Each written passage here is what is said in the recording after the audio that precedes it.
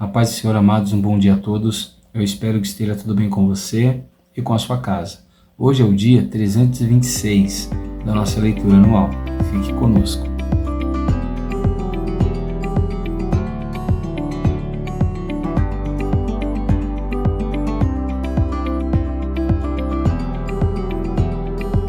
Bom, amados, nós estamos estudando a tão preciosa carta aos Romanos. E a nossa porção diária de hoje vai do capítulo 8 até o capítulo de número 9 da carta aos Romanos. Espero que você consiga separar um tempo, meditar nessa palavra. Eu creio que Deus vai te abençoar poderosamente e creio que o Senhor vai te dar um bom entendimento.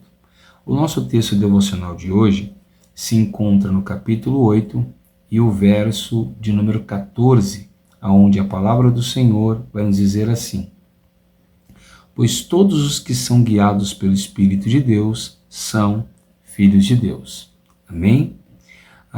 Bom, ontem nós vimos que o apóstolo Paulo, ao falar da justificação, ele chegou a um ponto em que ele mostrou que nós somos justificados literalmente pela fé e não por obras. Ou seja, eu me torno inocente diante de Deus não porque eu pratico alguma coisa boa, porque em mim não há nada de bom. Está bem claro isso lá no capítulo 7. Se você não viu o devocional de ontem, vale a pena você ver antes de você assistir o de hoje.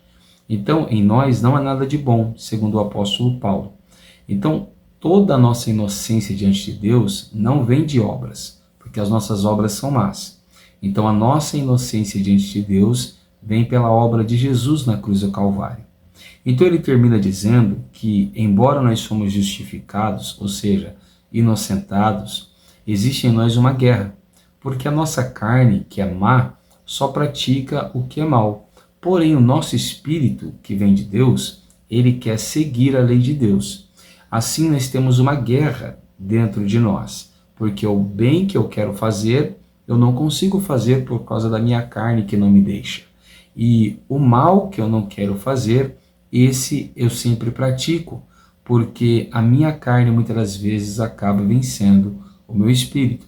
Então imagine dois lutadores de boxe num ringue, um se chama carne e o outro se chama espírito, e os dois lutam constantemente contra si. A carne, ela é inimiga de Deus, e o espírito é amigo de Deus, né? Então nós terminamos falando ontem como nós vamos agradar a Deus se a nossa carne só quer desagradar a Deus. Então o capítulo 8 já começa dando uma alfinetada, né?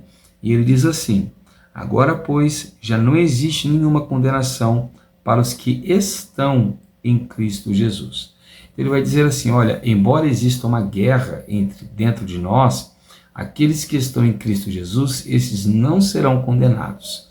Mas quem são esses que estão em Cristo Jesus? Então o apóstolo Paulo vai apresentar um amigo, né?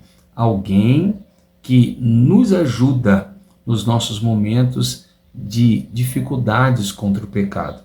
E esse alguém é o Espírito de Deus.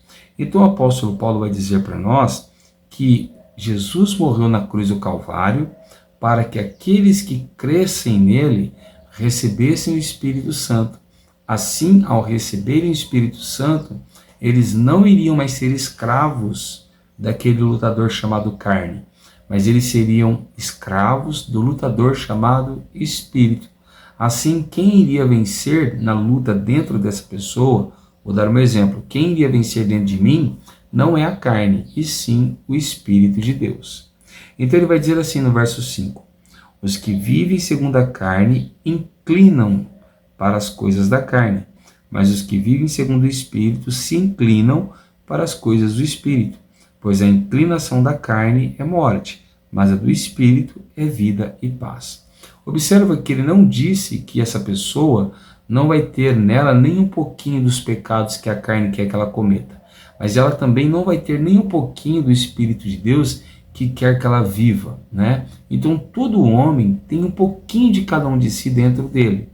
Porém, ele usou a palavra inclinar. Ele vai falar que existem homens que se inclinam mais para o lado da carne. E em contrapartida existem outros homens que se inclinam um pouco mais para o espírito. Quem se inclina mais para a carne, este vai cometer pecados, e esses pecados vão levar essa pessoa à condenação. Mas aqueles que se inclinam mais para o espírito, esses vão praticar a palavra de Deus. E ao praticarem a palavra de Deus, eles serão salvos para a vida eterna. Então, o verso 9 diz assim: vocês, porém, não estão na carne, mas no Espírito, se de fato o Espírito de Deus habita em vocês. E se alguém não tem o Espírito de Cristo, esse tal não é dele.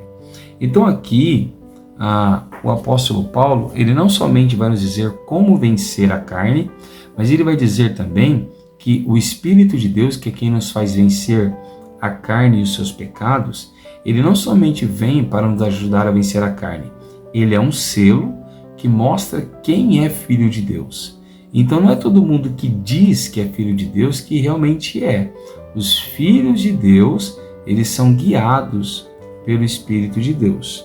E isso fica muito mais claro lá no verso 14, que nós lemos como nosso devocional. Ele fala assim: pois todos os que são guiados pelo Espírito de Deus são filhos de Deus. Então vamos lá. Quem nos ajuda a vencer o pecado? O Espírito de Deus. Quem prova para nós que nós somos filhos de Deus? O Espírito de Deus, certo? Mas como eu sei que eu tenho o Espírito de Deus para provar que eu sou filho de Deus? A resposta é bem simples. Observe que ele diz: pois todos os que são guiados. Aquele que tem o Espírito de Deus, ele não vai para onde quer. Ele não faz o que quer, não pensa o que quer e não sente o que quer. Por quê? Porque ele tem quem o guia, certo? Quem é que guia essa pessoa? O Espírito de Deus. Ou seja, é fácil de você saber se você tem o Espírito de Deus ou não. O Espírito de Deus, ele não vai permitir que você fique num ambiente pecaminoso. Ele não vai permitir que você empreste os seus olhos para coisas pecaminosas, ou os seus ouvidos, ou o seu coração. Se você é alguém que resiste ao pecado, eu garanto a você, não é você quem está resistindo. É o Espírito Santo dentro de você que não está permitindo que você ceda ao pecado. Se você vive assim, você pode ter certeza que você tem o Espírito de Deus dentro de você. E se você tem o Espírito de Deus, então você é um filho de Deus. Nós vamos ter essa confirmação lá na primeira carta de João. Então vale a pena você ficar com a gente estudando a palavra. Bom, quando ele fala que nós somos guiados, imagino eu que ele está tendo uma imagem ou de uma pessoa de idade que precisa de alguém para o ajudar a atravessar a rua, por exemplo, ou ele está enxergando um bebê que está aprendendo a gatinhar e precisa da mãe ou do pai para pegar na sua mão. Dessa forma, tanto o bebê quanto a pessoa de idade que depende de ajuda, eles não são independentes, eles são completamente dependentes. Então o que o apóstolo Paulo está dizendo aqui é que os filhos de Deus, eles não se sentem autônomos. Eu sou, eu faço, eu posso, eu venço. Não. Eles dependem e reconhecem essa dependência do Espírito de Deus. Não, se eu fiz, foi porque o Espírito Santo me ajudou. Se eu falei, foi porque o Espírito Santo me colocou palavras. Se eu orei, foi porque o Espírito Santo me inspirou a orar. Se eu escrevi, é porque o Espírito Santo me inspirou a escrever. Essa pessoa, ela tem 99,9% de chance de ser um filho de Deus, porque ele entende que tudo de bom na vida dele não é ele quem faz, mas é o Espírito Santo de Deus, né? Então fica muito fácil você saber que se você é ou não um filho de Deus. No verso 16, ele vai dizer que o próprio Espírito confirma para nós que nós somos filhos de Deus, né? E no verso 17 ele diz que se nós somos filhos de Deus, automaticamente, assim como Jesus, nós somos herdeiros de Deus. Que palavra gloriosa! Um herdeiro é alguém que tem direito a uma herança. E qual é a herança que Deus tem reservado para os seus filhos? vida eterna, paz eterna, livramento da morte, uma cidade celestial, né? Uma coroa de glória, um novo corpo, um novo nome. Meu Deus, olha quantas heranças maravilhosas o Senhor tem reservado para os seus filhos, né? Então ele vai dizer que os filhos de Deus, além desta prova de que eles lutam contra o pecado, os filhos de Deus, eles aguardam a manifestação de como eles serão. Porque nós somos filhos de Deus, mas ainda não somos como deveríamos ser. Ainda não recebemos um corpo glorificado, ainda não somos plenamente santos porque nós pecamos, né? Não servimos a Deus em totalidade, porque muitas das vezes nós servimos ao nosso corpo, à nossa carne, né? Mas haverá um momento em que nós seremos iguais a Jesus, plenamente espirituais e completamente servos de Deus. Então nós estamos sendo salvos neste momento em esperança. Nós não vemos completamente a salvação, mas acreditamos que somos salvos. E ele vai dizer mais: se o Espírito Santo está em nós para nos ajudar contra o pecado e para nos fazer ter a certeza que somos filhos de Deus, o Espírito Santo faz muito mais do que isso. Lá no verso 28 ele diz assim: sabemos que todas as coisas cooperam para o bem daqueles que amam a Deus, daqueles que são chamados segundo o seu propósito. Ele vai dizer que o Espírito Santo ele faz as coisas cooperarem para aqueles que amam a Deus. Mas quem são esses que amam a Deus? Aqueles que são os filhos de Deus. E quem são esses que são filhos de Deus? São eles que escolhem serem filhos de Deus? A resposta é não. Nós não escolhemos ser filhos de Deus. É o Senhor quem nos chama para sermos filhos dele e sermos iguais a Jesus. Porque ele vai dizer assim: porque aqueles que Deus de antemão conheceu, esses ele também predestinou. O que é predestinar? A palavra pré significa antes, aquilo que vem antes. E destino está falando de um futuro. Então Deus já fez um futuro para nós antes de todas as coisas existirem. Mas ele fez isso para todos? Não. Somente para aqueles que ele chamou. E ele chamou essas pessoas para serem iguais aos seus filhos. E o verso 30 confirma, ele diz assim: e aos que predestinou, a esses chamou, e aos que chamou, justificou, e aos que justificou, glorificou. Então ele vai terminar o verso 8 dizendo que ninguém pode separar o predestinado do amor de Deus. Ninguém pode separar o eleito do amor de Deus. Por quê? Porque o Espírito Santo está nele. E o Espírito Santo vai ajudá-lo a estar ligado ao amor de Deus. Em vez de nos separarmos do amor de Deus, as tribulações, elas não conseguem nos separar de Deus. Muito pelo contrário, as tribulações mostram que em Cristo Jesus nós somos muito mais do que vencedores. Quando Paulo prega isso, aqueles que defendem uma salvação pelas obras, muitas das vezes se sentem incomodados, como os judeus, que acreditavam que poderiam ser salvos pela lei. Quem acredita nesse tipo de salvação, acredita na salvação pelas obras, numa autonomia chamada de livre-arbítrio. Eu não quero gerar polêmica, eu quero apenas apresentar o texto. Então Paulo vai dizer assim, que não são israelitas todos os que nascem em Israel, mas são israelitas aqueles que nascem segundo a promessa, certo? O que ele quer dizer com isso? Que não é israelita aquele que decide ser, aquele que se circuncida, aquele que guarda a lei. Não, mas sim aquele que Deus chamou e escolheu desde o ventre materno. Então ele vai dar um exemplo de que os filhos de Deus, eles nascem já sendo filhos de Deus. E o exemplo que ele dá é de Jacó e Esaú, né? Ele vai dizer assim, no verso 11: e os gêmeos ainda não eram nascidos e nem tinham feito bem ou mal, para que o propósito de Deus quanto à eleição prevalecesse, não por obras, mas por aquele que chama, ou seja, por Deus.